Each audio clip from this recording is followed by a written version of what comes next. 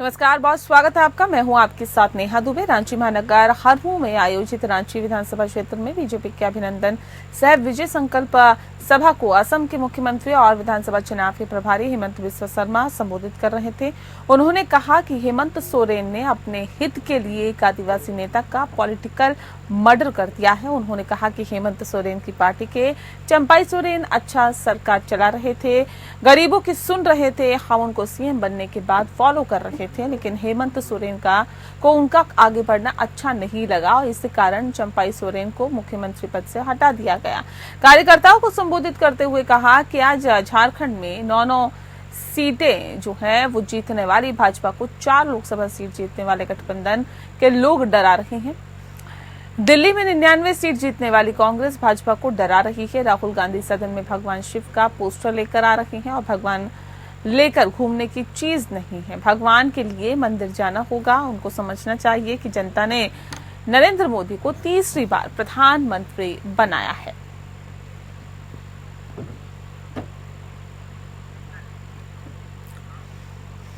बोकारो हरला थाना क्षेत्र के सेक्टर 9 हटिया मोड़ के पास गुरुवार अहले सुबह कार और बाइक पर सवार होकर आए 5 अपराधियों ने ताबड़तोड़ 1 दर्जन से अधिक फायरिंग करते हुए शंकर रवानी नाम के एक व्यक्ति की हत्या कर दी। शंकर रवानी अपराधी किस्म का व्यक्ति था और वह सजायाफ्ता भी था। कई महीनों पहले ही उसे हटिया मोड़ से नया मोड़ जाने के क्रम में बाइक सवार अपराधियों ने गोली मारी थी और इस दौरान शंकर रवानी कमर में गोली लगी थी।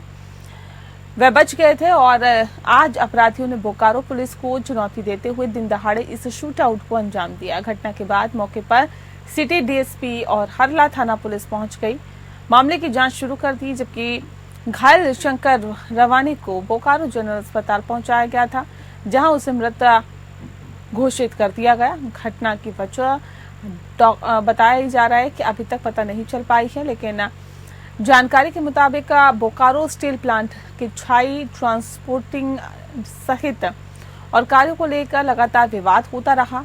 ये घटना उसी की अदावत बताई जा रही है।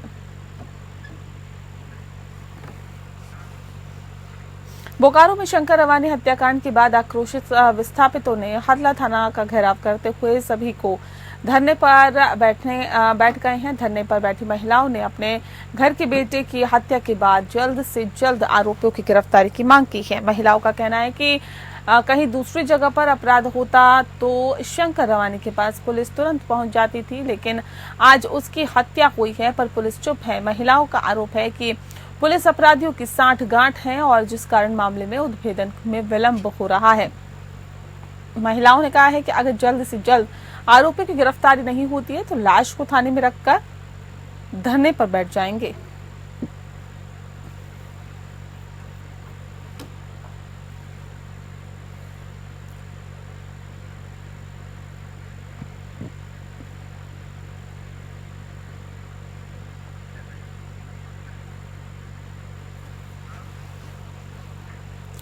बोकारो के सेक्टर 9 स्थित हरला थाना क्षेत्र के हटिया मोड़ के समीप कार और बाइक सवार 3 अपराधियों ने शंकर रवानी को गोलियों से छलनी कर उसकी हत्या कर दी। इस हत्या की घटना से पूरे हरला थाना क्षेत्र में सनसनी फैल गई है, जिसकी सूचना पाकर धनबाद के सांसद ढुल्लू महतो बोकारो जनरल अस्पताल पहुंचे और पूरे एक्शन मोड में दिखाई दिए। फोन पर बोकारो के एसपी पूज्य प्रकाश को खरी खोटी सुनाई गई। एसपी बोकारो को उन्होंने क्रिमिनल एसपी कहा और ये भी कहा कि शंकर रवानी की हत्या कर दी है।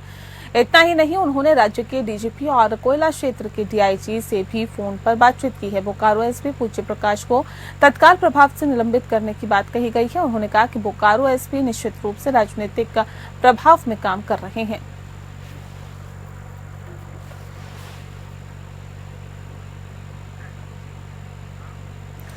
वेतनमान की मांग पूरी नहीं होने से नाराज पारा शिक्षक अब मुख्यमंत्री आवास घेरने की तैयारियों में जुट गए हैं। आगामी 20 जुलाई को रांची में मुख्यमंत्री आवास पर जोरदार प्रदर्शन करने के फैसले से आलोक में राज्य भर के पारा शिक्षकों का बैठक करके आंदोलन को धार करने की तैयारी शुरू हो गई है। इसी कड़ में आज धनबाद के गोल्फ ग्राउंड में धनबाद के पारा शिक्षकों ने बैठक की। पारा शिक्षक सुधीर कुमार पांडे ने कहा है कि हेमंत सोरेन सरकार अपना वायदा भूल गई है और पारा शिक्षकों ने वेतनमान को लेकर 22 वर्षों तक आंदोलनरत रहे वादा भूलने वाली सरकार को राज्य के 60,000 पारा शिक्षक गद्दी से उतार फेंकेंगे।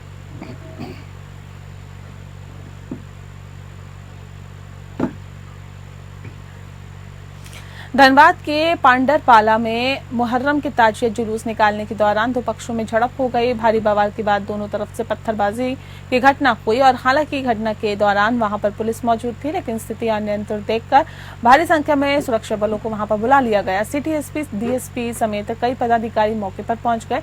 धनबाद के एसएसपी ने बताया कि सामाजिक माहौल बिगाड़ने वाले असामाजिक तत्वों को खदेड़ दिया गया है, किसी भी हालत में माहौल नहीं बिगाड़ने दिया जाएगा। फिलहाल मामले को आपको बता दें कि नियंत्रित कर शांत कराया गया है। वहीं पांडरपाला भारत चौक को फिलहाल पुलिस छावनी में तब्दील कर चुकी है।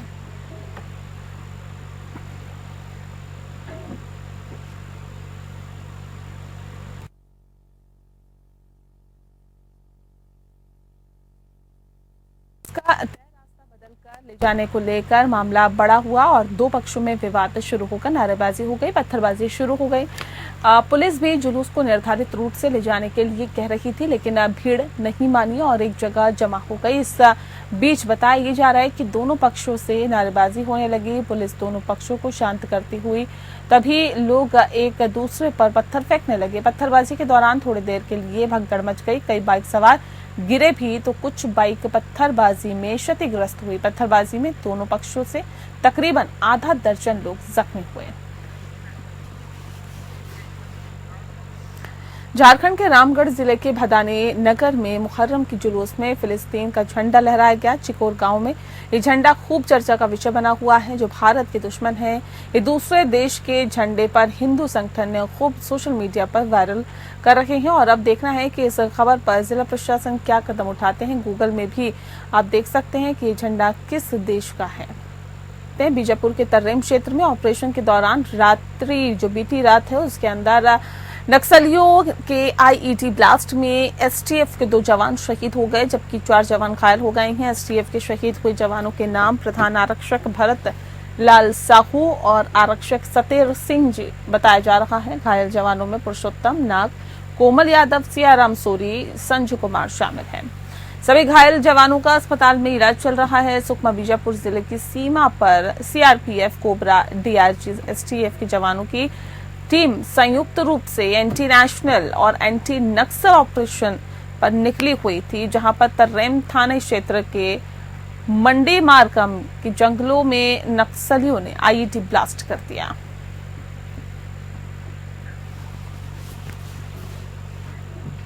अगली खबर का रुख करते हैं। धमतरी जिले में नशे एवं सामाजिक बुराइयों की रोकथाम को लेकर पुलिस अधीक्षक आंजनेय वैष्णव और द्वारा सिटी कोतवाली परिसर के अंदर जनसंवाद कक्ष के 5 वार्ड के पार्षद एवं सामाजिक संगठन प्रमुख की मीटिंग ली गई।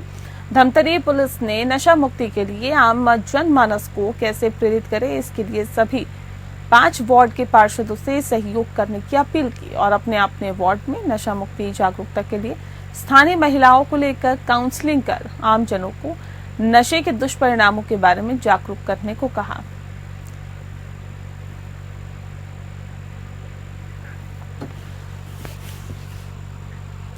मुंगेली जिले के लालपुर और लोरमी क्षेत्र एवं अन्य इलाके में भी बहुत से किसानों से अधिक मूल्य में धान खरीदी का झांसा देकर किसानों के साथ धोखाधड़ी करने वाले जीतू साहू के विरुद्ध मुंगेली पुलिस द्वारा अपराध दर्ज किया गया है। तो वहीं अपराध दर्ज होने के बाद 12 घंटे के भीतर ही मुंगेली पुलिस द्वारा आरोपी जीतू साहू को गिरफ्तार कर लिया गया।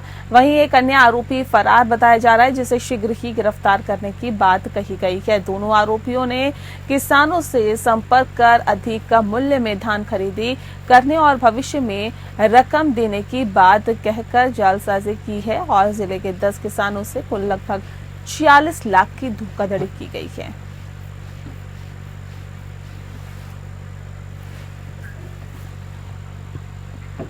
सरगुजा जिले में जल जीवन मिशन अधर में लटकी हुई योजना है और ऐसे में आपको बता दें कि जहां पर गांव को शुद्ध पेयजल देने के लिए पाइपलाइन का कार्य जोरों पर किया जा रहा है। बावजूद इसके जिले के अधिकांश इलाकों के घरों में आज तक पानी नहीं पहुंच पा रहा है। दरअसल सरगुजा जिले के बतौली विकास खंड में जल जीवन मिशन के तहत शुद्ध पेयजल के नाम पर ग्रामीण ठगासा महसूस कर रहे हैं, जहां पर घरों में नल चबूतरा का निर्माण तो कर दिया गया, लेकिन पाइप लाइन नहीं बिछे होने की वजह से पानी घरों तक नहीं पहुंच सका है।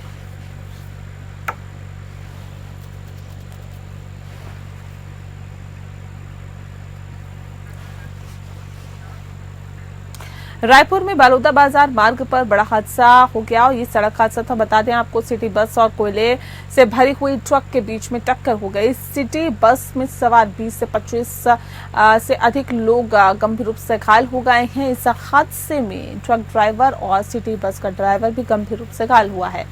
मौके पर पहुंची पुलिस ने सभी घायलों को इलाज के लिए भर्ती करा दिया है और फिलहाल एक महिला की हालत गंभीर बताई जा रही है।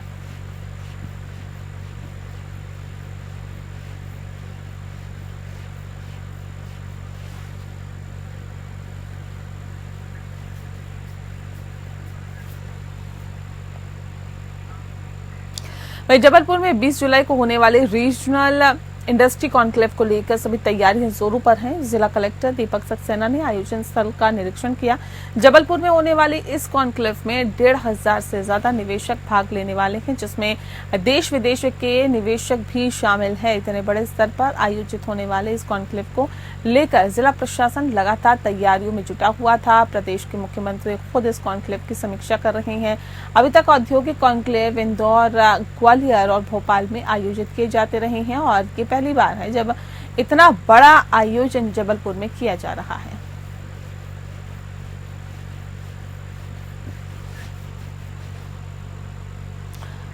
मुरैना जिले के ज्वारा इलाके के बलालपुर गांव में तालाब में डूबने से 3 बच्चों की मौत हो गई। तीनों ही बच्चे अपने रिश्तेदारों के यहां पर पढ़ाई के लिए रह रहे थे। तीनों बच्चे खेलते खेलते तालाब में नहाने के लिए चले गए और 3 बच्चे जो हैं बहुत देर तक घर नहीं पहुंचे। तब घर वालों ने बच्चों को चारों तरफ ढूंढा। तभी गांव के एक ग्रामीण ने बताया कि बच्चों के कपड़े तालाब किनारे रखे हुए हैं और उसके बाद परिजन तालाब पर पहुंचे और तालाब से तीनों बच्चों को बाहर निकालकर सिविल अस्पताल जौरा पहुंचाया, जहां एम्बुलेंस तक नहीं व्यवस्था की गई थी और ऐसे में परिजन अपने वाहन से ही तीनों बच्चों को मुरैना के अस्पताल में लेकर पहुंचे, जहां डॉक्टर्स ने उन्हें मृत घोषित कर दिया।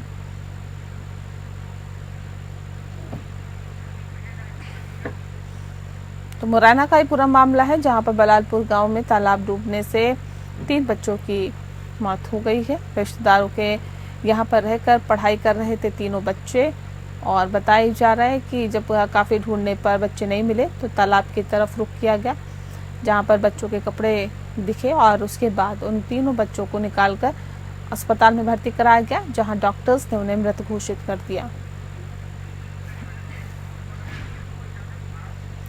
मध्य प्रदेश में लोकसभा चुनाव और अमरवाड़ा उपचुनाव में भारतीय जनता पार्टी ने जीत दर्ज की है। अब सभी की निगाहें मध्य प्रदेश में होने वाले दूसरे उपचुनावों पर टिकी हुई है। दरअसल इस उपचुनाव में मध्य प्रदेश की 3 विधानसभा सीटों पर चुनाव हो सकता है, जिसमें शिवराज सिंह चौहान की पारंपरिक सीट बुधनी, श्योपुर जिले की विजयपुर और बीना विधानसभा सीट शामिल है। इन सीटों पर बीजेपी के लिए मुकाबला कड़ा हो सकता है। अमरवाड़ा विधानसभा सीट पर भले ही बीजेपी चुनाव जीतने में सफल हो, लेकिन चुनाव बीजेपी के लिए कतई आसान नहीं रहने वाला है। बीजेपी प्रत्याशी कमलेश शाह ये चुनाव महज 3,000 वोटों से ही जीत पाए हैं। यही कारण है कि अब कांग्रेस छोड़कर बीजेपी में आने वाले नेताओं की दिल की धड़कन बढ़ गई है, क्योंकि अगर ऐसा ही परिणाम रहा तो उपचुनावों का पलड़ा किसी भी पाले में जा सकता है।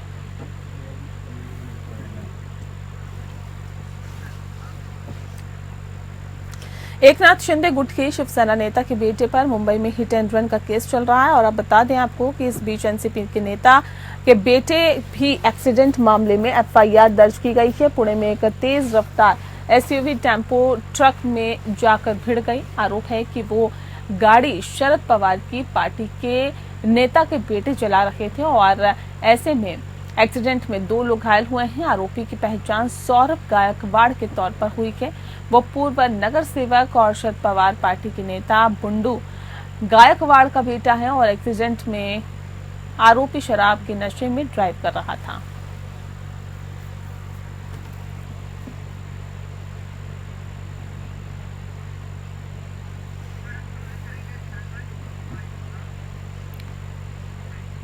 और इसी के साथ फिलहाल इस बुलेटिन में इतना ही। मुझे दीजिए इजाजत। नमस्कार।